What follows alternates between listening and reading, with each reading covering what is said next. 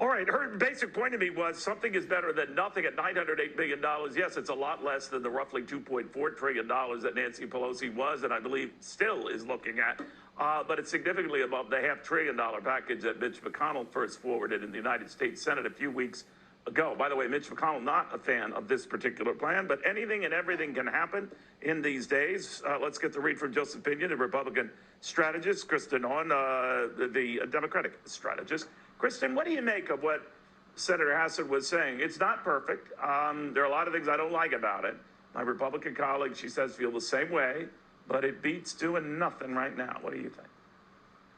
Yeah, I mean, I think it's really encouraging that you have members of both parties in both the House and Senate coming together to talk about, making these really tough decisions. The fact of the matter is, if we're going to get anything done, it's just going to have to be bipartisan. There's a Republican-controlled Senate, democratically controlled House. The senators that came up with this deal, what they did is admirable. They do not include members from the leadership on both sides. However, there has been paper that has been passed back and forth between the leadership that has been on lockdown. I think the fact there haven't been a lot of leaks indicates that there are some real good faith efforts to work across the aisle. But I think these members on both sides came up with some good ideas if we're going to move forward now that, McConnell seems to have made the political calculation post-election that he can put something out there. And the members on both sides are going to have to talk about how to get something done, and hopefully they can. Unfortunately, I think, what might be the most possible scenario moving forward is tacking something onto an omnibus bill that kind of gets at your most low-hanging fruit, PPP, unemployment insurance. But I think, it's really encouraging to see these members come together.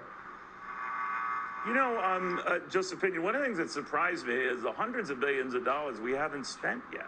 Now, I know part of that is going to be rolled back into the Paycheck Protection Program and some of these others, but the fact of the matter is, do we actually need, if there was such an urgency for more dough, and we have hundreds of billions of that dough just sitting doing nothing, then maybe we're rushing a bit too much. What do you think?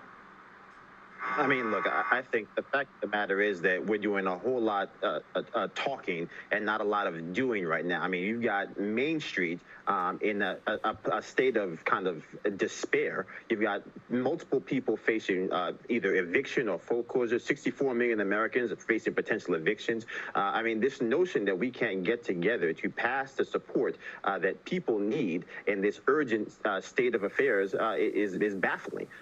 In my estimation, it's a national disgrace when you really compare the fact that we just had Thanksgiving. I think it was reported by the Farm Bureau, the cheapest Thanksgiving meal we've had adjusted for inflation in over 35 years, and yet we had a record number of people who were dealing with hunger, dealing with actual food insufficiency. 25 million people by all estimates. So we just have to find a way to get cash to Main Street because people are struggling. You've got businesses that are closing, 800 businesses a day by some estimates, and this notion of where should the money come from, who should do what, and who's responsible for passing what bill, really at this point is just embarrassing. We'll see what happens, guys. Thank you very much. I apologize for the truncated nature of all this. A lot of breaking news coming out. Joseph Pinion and Kristen Hawn, thank you very, very much.